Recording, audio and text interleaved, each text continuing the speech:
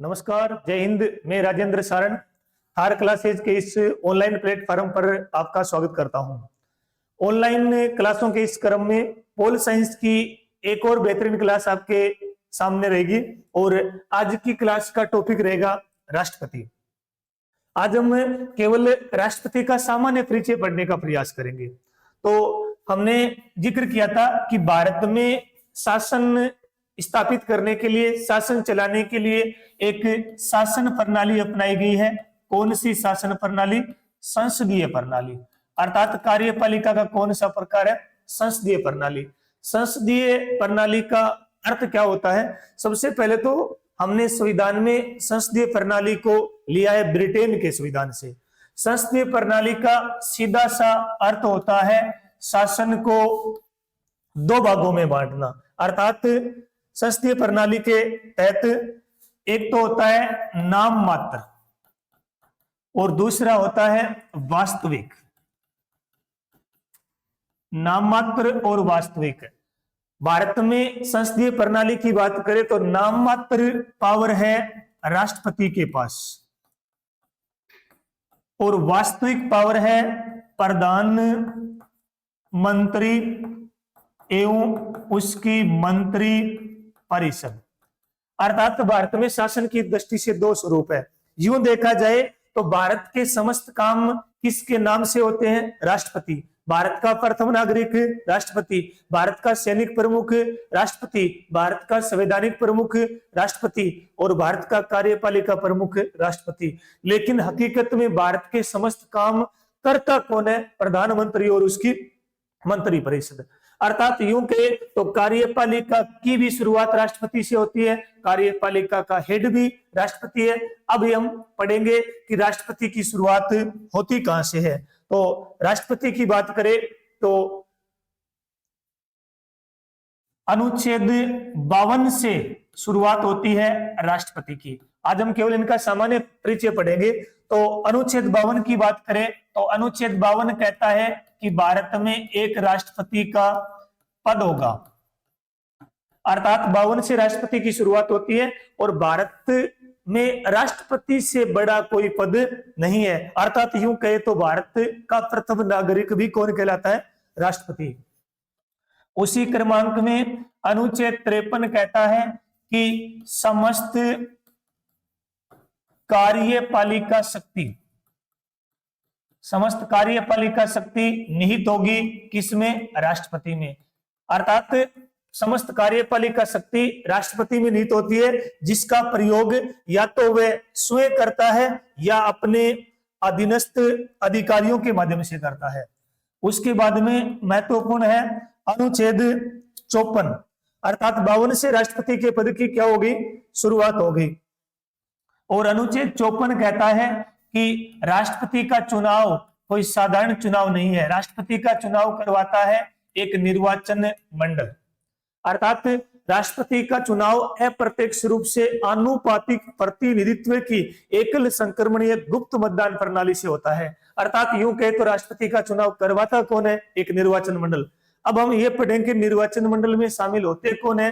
तो लोकसभा और राज्यसभा के केवल निर्वाचित सदस्य, समस्त राज्यों की विधानसभा के केवल निर्वाचित सदस्य, दिल्ली और पांडिचेरी केंद्र शासित प्रदेशों के केवल निर्वाचित सदस्य राष्ट्रपति के निर्वाचन मंडल में शामिल होते हैं। इसका अर्थ हुआ ये शामिल होते हैं तो कौन नहीं होते हैं? मनोनीत सदस्य राष्ट्रपति के चुनाव में हिस्सा या भाग नहीं लेते, या दूसरी लैंग्वेज में कहे तो वो निर्वाचन मंडल के सदस्य नहीं होते हैं। उसी क्रमांक में अनुच्छेद 55 कहता है कि राष्ट्रपति के चुनाव के लिए एक क्या होगी? निर्वाचन पद्धति। अर्थात पद्धति का अर्थ होता है तरीका। अर्थात राष्ट्रपति अपने आप में बड़ा पद है, भारत में सबसे बड़ा पद है, तो उनकी पद्धति होती है। पद्धति में राष्ट्रपति का चुनाव का प्रणाली भी होती है। इसके अलावा राष्ट्रपति के चुनाव के रिजल्ट और परिणाम के लिए एक वैध कोटा प्राप्त करना भी जरूरी होता है। उसके बाद में अगला महत्वपूर्ण अनुच्छेद है अनुच्छेद 56। अनुच्छेद 56 कहता है राष्ट्रपति का कार्यकाल। राष्ट्रपति के कार्यकाल की बात करें तो सामान्य तौर पर राष्ट्रपति का कार्यकाल होता है 5 वर्ष। लेकिन दूसरी लैंग्वेज में कहे तो 5 वर्ष निश्चित नहीं होता है, अर्थात राष्ट्रपति को 5 वर्ष के कार्यकाल से पहले भी हटाया जा सकता है। उसके बाद में सामान्य जानकारी में अनुच्छेद 57 कहता है पुनः निर्वाचन। पुनः निर्वाचन का अर्थ है कि क्या भारत का राष्ट्रपति अपना 5 वर्ष का कार्यकाल पूरा करने के बाद दोबारा राष्ट्रपति के पद पर चुना जा सकता है? तो बिल्कुल चुना जा सकता है, 1 बार, 2 बार, 3 बार। अर्थात इस बारे में संविधान में कहता है कि राष्ट्रपति असीमित बार, अर्थात इसमें कोई लिमिट नहीं है, भारत का राष्ट्रपति कितनी बार भी चुनाव निर्वाचित या जीत सकता है। लेकिन अगर भारत के अब तक के राष्ट्रपतियों का कार्यकाल देखें तो एकमात्र राष्ट्रपति है, और वो राष्ट्रपति है प्रथम राष्ट्रपति डॉक्टर राजेंद्र प्रसाद, जिसने लगातार 2 कार्यकाल पूरे किए। उसके अलावा किसी भी राष्ट्रपति ने दूसरा कार्यकाल पूरा नहीं किया।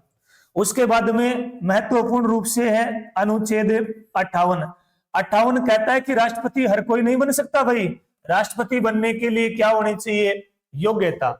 योग्यता की बात करें तो सामान्य तौर पर बहुत सारी योग्यता है, जैसे भारत का नागरिक को लाभ के पद पर न हो, लेकिन योग्यता में हमें अति महत्वपूर्ण चीज ध्यान में ये रखनी है कि योग्यता में उम्र भी कौन सी? न्यूनतम तो कितनी भाई? 35 वर्ष, अर्थात राष्ट्रपति 35 वर्ष की आयु पूर्ण कर चुका हो। क्या राष्ट्रपति की योग्यता में अधिकतम उम्र के बारे में कोई प्रावधान है? इस बारे में संविधान में कोई उल्लेख या उल्लेखित नहीं है, अर्थात अधिकतम उम्र का संविधान में प्रावधान नहीं है। उसके बाद में अनुच्छेद 59 कहता है कि राष्ट्रपति के चुनाव के लिए क्रमांक के रूप में देखा जाए 59 कहता है कि राष्ट्रपति के चुनाव के लिए सेवा शर्तों की बात करें तो इतना बड़ा पद है तो इनके लिए कुछ सुविधाएं भी है, अर्थात राष्ट्रपति को मासिक वेतन भी मिलता है, यात्रा भी मिलती है, आवास भी मिलता है, मेडिकल की सुविधाएं मिलती है। लेकिन राष्ट्रपति के चुनाव के नॉमिनेशन के लिए महत्वपूर्ण चीज ध्यान में यह रखी जाती है कि राष्ट्रपति के चुनाव में 50 तो क्या होने चाहिए? प्रस्तावक होने चाहिए, और 50 अनुमोदक होने चाहिए। ये दोनों महत्वपूर्ण शर्तें हैं। इसके अलावा राष्ट्रपति के चुनाव में 15,000 राशि आरबीआई के पास जमानत राशि के रूप में जमा कराई जाती है। अगर राष्ट्रपति के चुनाव परिणाम के बाद में टोटल मत का अगर 16% मत प्राप्त नहीं करता है तो ये राशि आरबीआई के पास जब्त हो जाती है। उसके बाद में महत्वपूर्ण है अनुच्छेद 60 कहता है राष्ट्रपति के चुनाव के लिए शपथ भी होती है। राष्ट्रपति को शपथ कौन दिलाता है?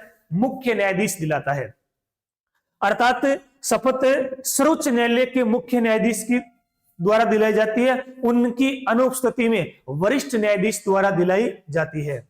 उसके बाद में महत्वपूर्ण है अनुच्छेद 61 कहता है महाभियोग का अर्थ है कि क्या राष्ट्रपति को उनके 5 वर्ष के कार्यकाल से पहले हटाया जा सकता है? बिल्कुल हटाया जा सकता है। अरे यूं कहे तो आप तो कहोगे भी राष्ट्रपति बड़ा होता है, लेकिन अगर राष्ट्रपति ने संविधान का अतिक्रमण किया है या कदाचार तो महाभियोग की प्रक्रिया के माध्यम से उन्हें हटाया जा सकता है। तो ये एक था राष्ट्रपति का केवल सामान्य परिचय, यानी 52 से लेकर हमने पढ़ा टोटल 61। तो हमने शुरुआती तौर पर आज पढ़ने का प्रयास किया है राष्ट्रपति का सामान्य परिचय। तो सामान्य परिचयों की बात करें तो हमने पढ़ा है कि भारत में कौन सी प्रणाली है? संसदीय प्रणाली। संसदीय प्रणाली का अर्थ है, हमने अर्थ पढ़ा कि एक तो है नाममात्र और एक है वास्तविक। नाममात्र भारत में कौन है? राष्ट्रपति, और वास्तविक है उसकी प्रधानमंत्री और मंत्रिपरिषद। उसके बाद में हमने पढ़ा राष्ट्रपति का सामान्य परिचय, अर्थात यूं के एक राष्ट्रपति और कार्यपालिका की शुरुआत होती है कहां से? 52 से। 52 कहता है कि भारत में एक राष्ट्रपति का पद होगा और राष्ट्रपति से बड़ा भाई भारत में कोई पद नहीं है। अनुच्छेद 53 कहता है कि समस्त कार्यपालिका शक्ति किसमें निहित होगी? राष्ट्रपति में। अनुच्छेद 54 कहता है कि राष्ट्रपति का चुनाव कोई साधारण चुनाव नहीं होता है, अर्थात बड़ा पद है तो चुनाव की प्रक्रिया भी बड़ी है, अर्थात राष्ट्रपति के चुनाव के लिए एक निर्वाचन मंडल होगा। उसके बाद में अनुच्छेद 55 कहता है कि राष्ट्रपति का निर्वाचन मंडल तो होगा, लेकिन निर्वाचन की एक पद्धति होगी, एक तरीका होगा। उसी क्रमांक में अनुच्छेद 56 कहता है कि राष्ट्रपति का कार्यकाल सामान्य तौर पर राष्ट्रपति का कार्यकाल 5 वर्ष होता है, लेकिन दूसरी लैंग्वेज देखे तो 5 वर्ष क्या नहीं है, निश्चित नहीं है। निश्चित नहीं है तभी तो क्या है, लोकतंत्र है। निश्चित तो कहां हुआ करता था, राजतंत्र या राजा के शासन में। उसी क्रमांक में अनुच्छेद 57 है, पुनः निर्वाचन, अर्थात भारत का राष्ट्रपति अपने पद पर कितनी भी बार भी चुना जा सकता है, इस बारे में संविधान के द्वारा उस पर कोई प्रतिबंध नहीं है। अनुच्छेद 58 कहता है इतना बड़ा पद है तो सीधी सी बात है क्या होनी चाहिए, योग्यता होनी चाहिए। योग्यता है उम्र, उम्र कौन सी है, न्यूनतम, न्यूनतम बोले तो कितनी, 35 वर्ष, कितने, 35 वर्ष।